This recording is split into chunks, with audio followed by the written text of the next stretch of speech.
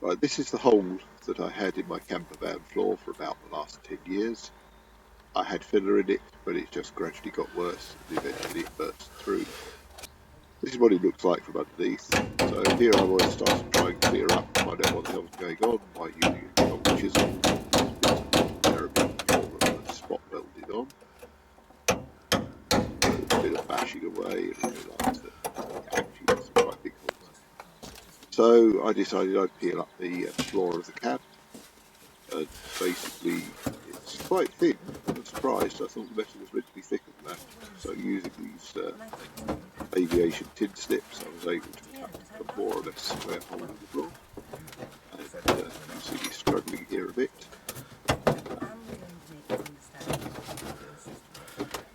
See some of the signs of filler around the hole.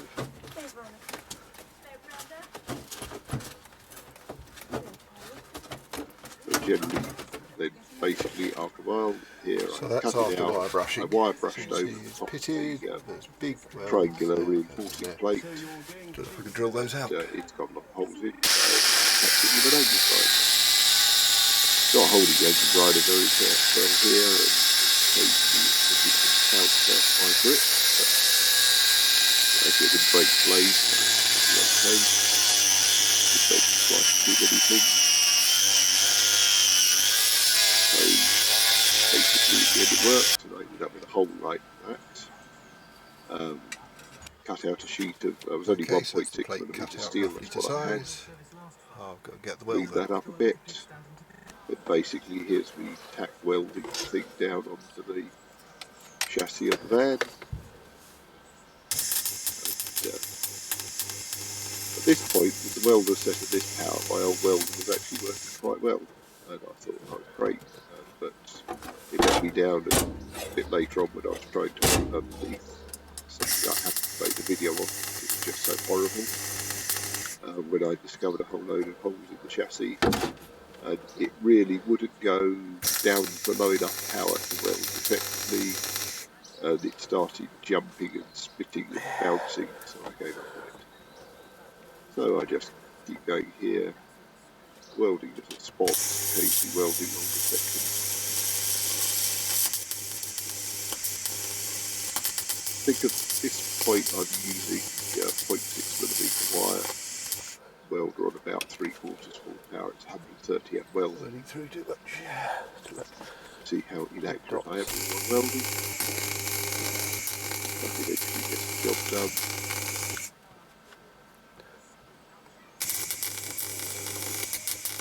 So this welding experience did encourage me to buy another welder.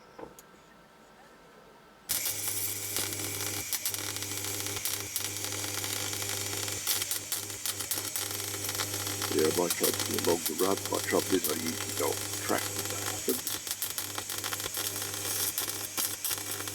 But actually that section worked reasonably well.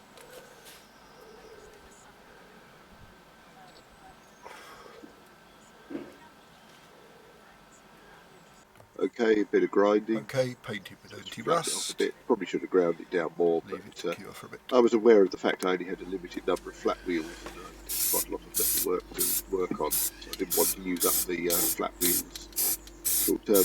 This is just some primer being sprayed on, really just stop metal oxidising, try and get it into some of the gaps between the weld beads and on the top of the chassis rail where things are going to get hidden. I did have a bright idea here that I was going to inject seam sealant between this and the cab floor.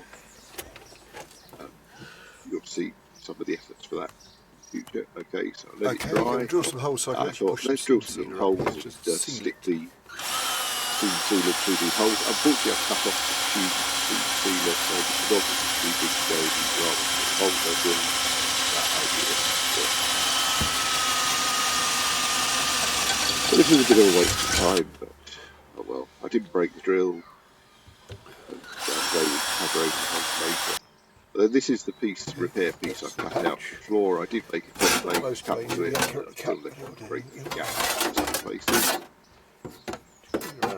Again, I attempted there to use a ball peen hammer to try and make sort of mimic of the groove in the floor was pressed in, but again didn't work very well. In the end it was all smothered in filler, so it really didn't matter. And this is the good bit, where after I carefully do 4 welds every short distance, take it up, yep, I set fire to it. This is why you don't weld the floor of the bus. The flame doesn't go out. In fact, if you look closely, you'll see that this flame won't stop, and the smoke starts coming through from the other side, and it little flickers. So I get out, go around underneath, and give it a slap. Some parts of the bus you might not be able to do this. This bit's quite easy because it's just basically under the front of the bus. Just hitting it with a hammer just to make sure the 2 bits of metal are a little bit closer together to weld across the gap. Actually, this one was interesting. Where I left the biggest gap, it was actually quite windy, and the gas was disturbed by the wind blowing through the hole, so it was actually quite hard to weld in the corner where there was the biggest holes. But as I say, the welding goes on.